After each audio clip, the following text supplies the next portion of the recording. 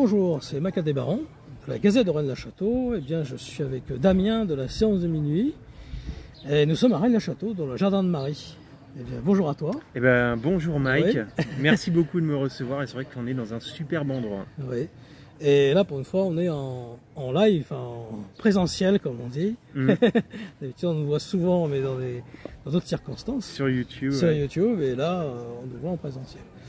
Alors, raconte-nous un peu ton parcours. Tu as sorti plusieurs livres, en fait, sur Los Angeles, Bigger Than Life, et voilà, plein d'autres livres, un autre livre aussi sur Los Angeles, deux en fait, 2012 et 2013, oui. Qui sont d'ailleurs épuisés, oui. Sont très chers maintenant. Tout à fait.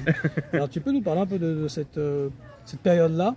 Et donc, je rappelle que tu as la séance de minuit, la chaîne YouTube, la séance de minuit. Exactement, c'est ça.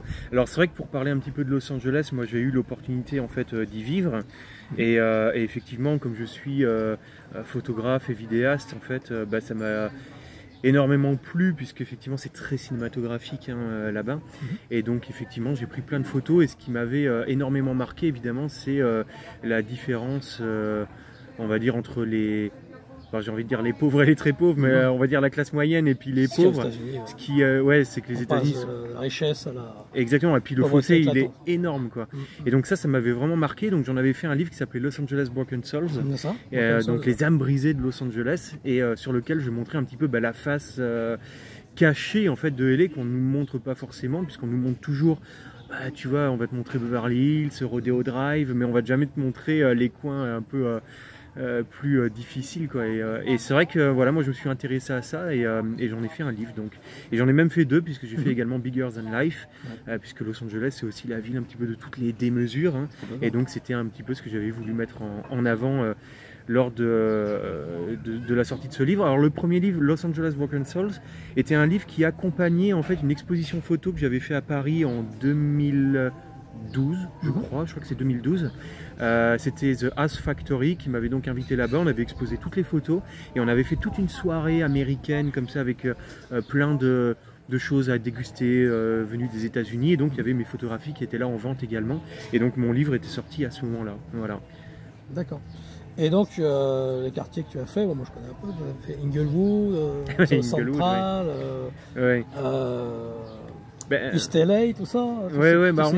Moi c'est vrai que après je me suis pas trop aventuré dans les coins trop craignos, parce qu'au début, voilà, moi je suis arrivé à Inglewood, Crenshaw, tu vois, et très rapidement on m'a dit mais qu'est-ce que tu fous là-bas, tu vois. Et c'est là que j'ai compris qu'il y avait des endroits où il fallait pas vraiment mettre les pieds, donc après j'ai vraiment évité, surtout une fois que j'ai rencontré ma femme qui me disait mais t'es complètement taré de te balader à pied à Inglewood. Enfin, pour eux c'était inconcevable, tu vois, et c'est là que j'ai compris qu'il y avait un sifflement, ah ouais, c'est un truc de fou. Et moi je me baladais tranquille pour aller à l'hippodrome. En fait il y avait des courses de chevaux à Inglewood. Je me baladais tranquille pour aller là-bas, et puis je me disais tiens, c'est quand même bizarre qu'on nous regarde comme ça, qu'il y ait des mecs qui tirent des coups de feu dans la rue. Enfin, c'est GTA le truc, tu vois, donc c'est particulier. Et après quand j'ai vécu là-bas, comme je t'ai dit, je vivais à Cerritos, donc j'étais complètement éloigné de ces quartiers là, et quand j'arrivais, je travaillais sur 7th Street à l'époque. Donc je passais en voiture à travers, tu sais, cette rue où il y a tous les clochards là. C'est super connu, tu sais, t'as les tentes et tout. Ah oui, je pense à Venice, mais ça n'a rien à voir. Non. Long Beach. Non, c'est super connu, j'ai oublié le mot là.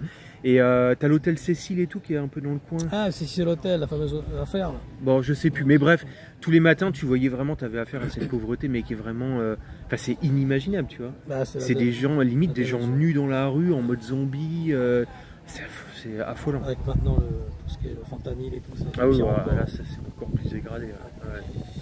Et ensuite tu t'es orienté vers d'autres sujets, plus vers l'épouvante, on va dire, puisqu'il y a l'heure de minuit. La séance de minuit et l'heure fantastique. Et l'heure fantastique, voilà. Et puis tu as aussi une autre chaîne qui est là aussi. Oui, c'est l'heure fantastique, la seconde, ouais. Mais tu as fait des nouvelles pour Nuit d'épouvante. Oui. Voilà. En 2024, c'est ça. Exactement. Bah ouais, parce qu'en fait, moi à la base, je suis un grand passionné de cinéma horrifique. Et donc j'ai créé ma chaîne La Séance de Minuit à la sortie en 2017, à la sortie de ça, chapitre 1, qui était pour moi un des meilleurs romans de Stephen King, et du coup je m'étais dit tiens, je vais faire une petite vidéo explicative de ce qu'est le personnage, de ce dont parle le livre et ce dont va parler le film, et en fait ça a cartonné de suite. C'est une vidéo qui a fait 300 000 vues, c'est un truc de fou. Et c'est comme ça qu'après je me suis dit je vais peut-être continuer, et donc j'ai continué. Effectivement, j'avais toujours eu en tête d'écrire un livre. Et l'année dernière, voilà, j'ai sauté le pas et j'ai sorti donc Nouvelle pour Nuit d'épouvante, le livre de la séance de minuit, donc qui reprenait un petit peu tout ce que j'avais connu quand j'étais gamin, c'est-à-dire toutes ces séries comme Chair de poule, Fais-moi peur. Et j'ai essayé de refaire des choses un petit peu à ma façon, et toutes ces créatures, on va dire, un peu mythiques qu'ont façonné mon enfance, c'est-à-dire toutes les histoires de Leprechaun, toutes les histoires de loup-garou, voilà, donc j'ai mis un petit peu de tout ça là-dedans, voilà, donc c'est... Ah, c'est sous le nom de Damien Wake.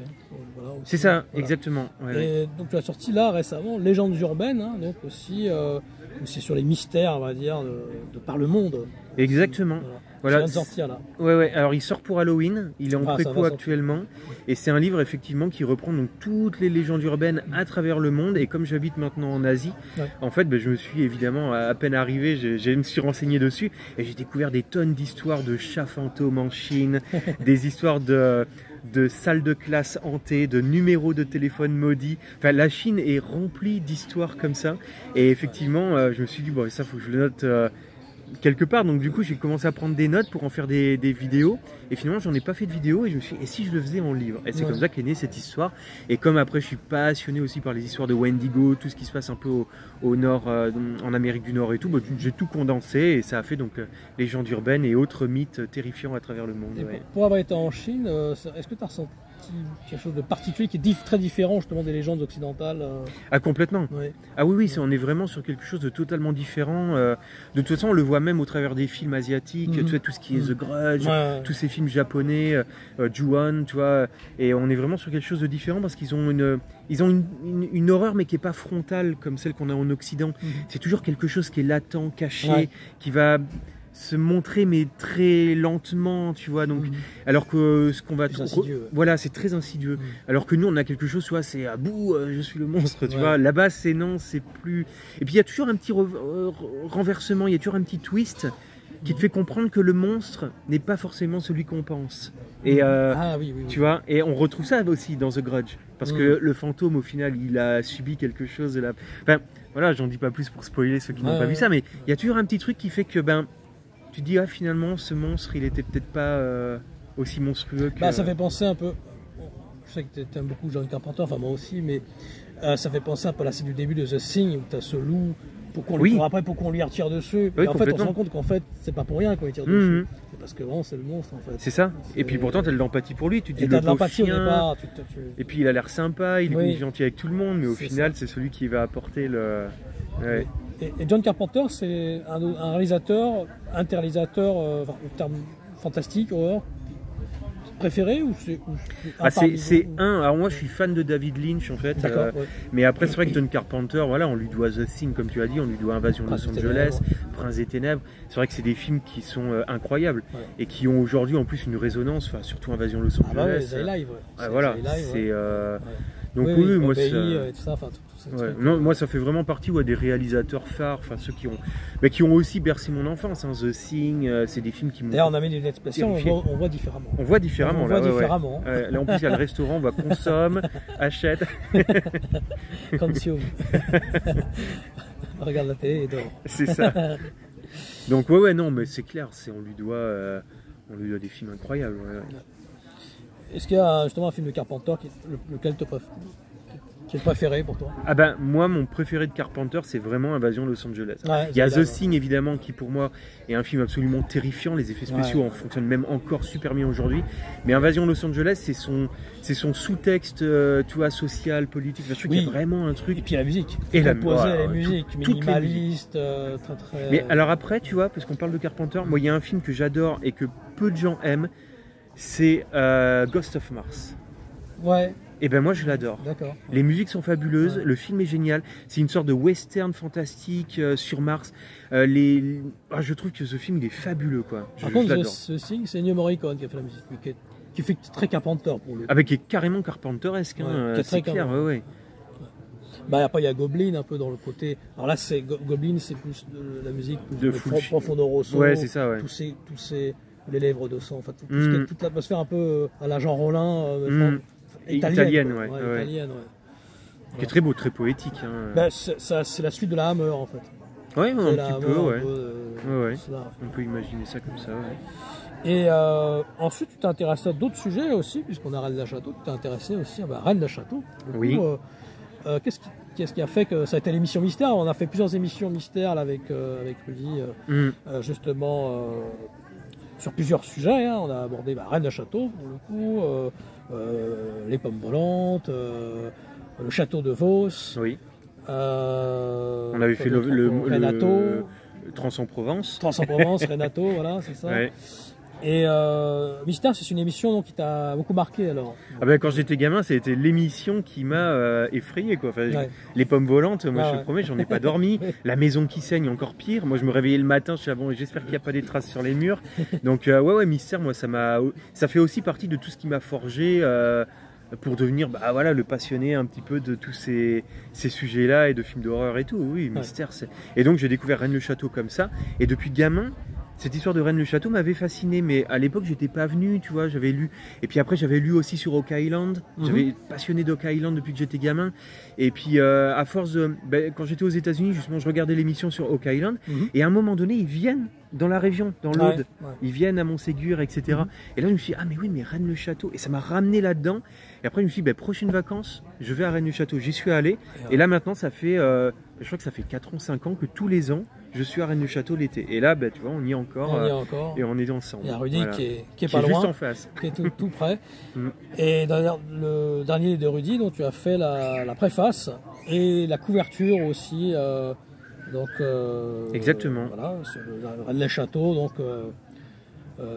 L'énigme s'arrête ici. L'énigme s'arrête ici, voilà. Ouais. Oui, Rudy m'a. En fait, j'étais en contact avec Rudy parce que j'avais fait beaucoup d'émissions sur Rennes le Château avec Christian Doumergue. J'avais invité plein de monde et donc je suis rentré en contact avec Rudy. Et puis il avait ce projet de livre. Et puis alors c'est passé par plein de choses, hein, puisque la couverture. Moi, il m'a proposé après la couverture, donc il y avait plein de titres différents. Voilà, donc c'est avant d'arriver à ce que c'est aujourd'hui, on est passé par plein d'étapes. Et après, il m'a dit, écoute, tu devrais écrire la préface, parce que voilà, depuis le temps que tu t'intéresses à ça, que tu te poses des questions, tu as aussi des choses à dire. Et donc voilà, j'ai écrit la préface de son livre, donc je suis très content. Et tu as fait aussi pour le livre sur Gévaudan, aussi avec le livre de Dominique Farigou. Oui. Voilà, c'est ça. Exactement. La préface, la couverture. La couverture du livre de Dominique Farigou, donc sur 1000 jours en Gévaudan, donc là sur la bête du Gévaudan, qui est aussi un des mystères qui me fascine. Et je suis allé sur place, j'ai interviewé Bernard Soulier, j'ai fait une vidéo sur place, et du coup je crois qu'il doit y avoir 5-6 émissions consacrées à la bête du Gévaudan avec différents invités qui ont tous un angle et une vision différente de l'affaire, donc ça c'était passionnant. Donc moi, Rennes le Château, la bête du Gévaudan, c'est mes deux mystères français préférés. Et aussi là récemment tu as interviewé donc Philippe Solal et Laurent Kasprowicz, où en fait tu abordes sur la chaîne quelque chose de plus nouveau. C'est une sorte de du système de contrôle, de quelque chose de au-delà du miroir de Philippe Solal. Donc c'est une approche aussi particulière qui pourrait inclure justement les Dogman ou tout ce côté-là, en fait, toute la dimension spéculaire, la dimension miroir de l'inconscient.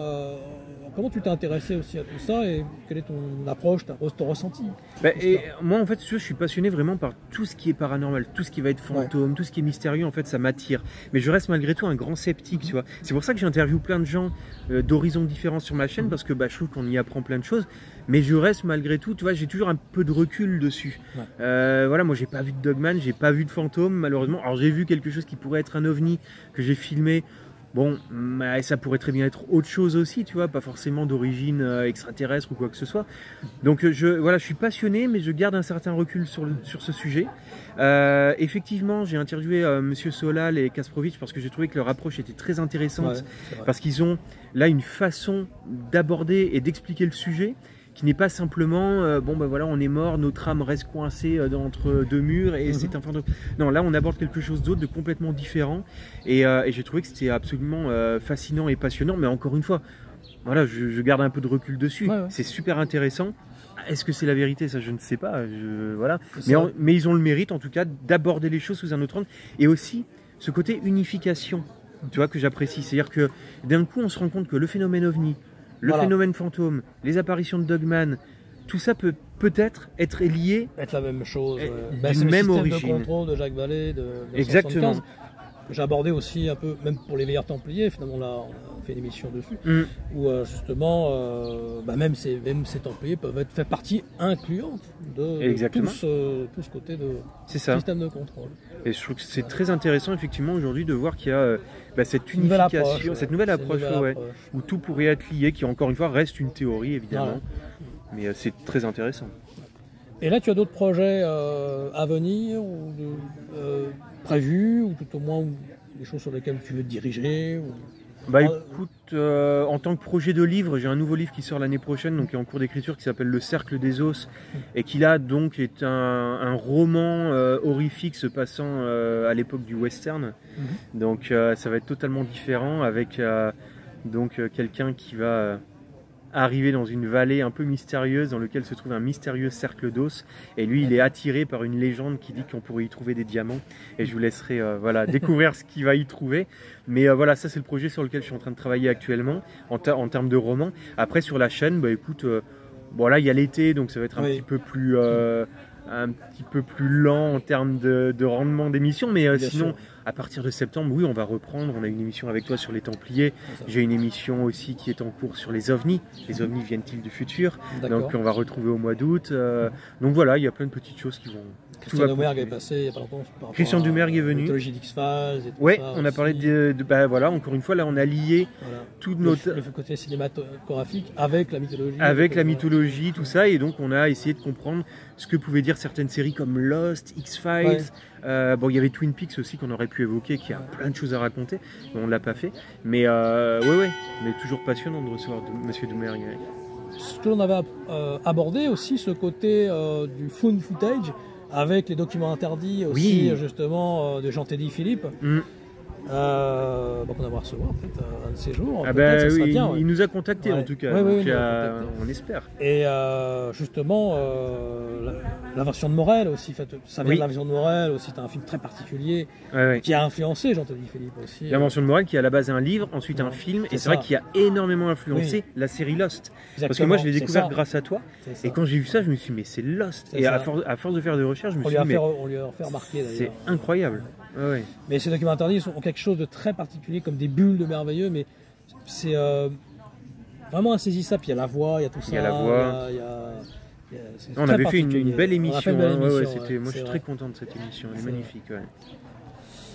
Et bien voilà, sur une conclusion, c'est un dernier message à faire passer.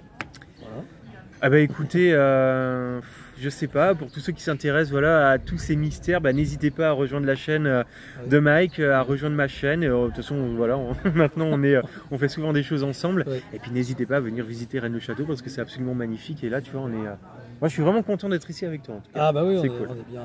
Ouais, c'est vraiment beau. Voilà. Eh bien, allez sur la séance de minuit. Merci avec beaucoup. Damien. Merci Mike. Merci.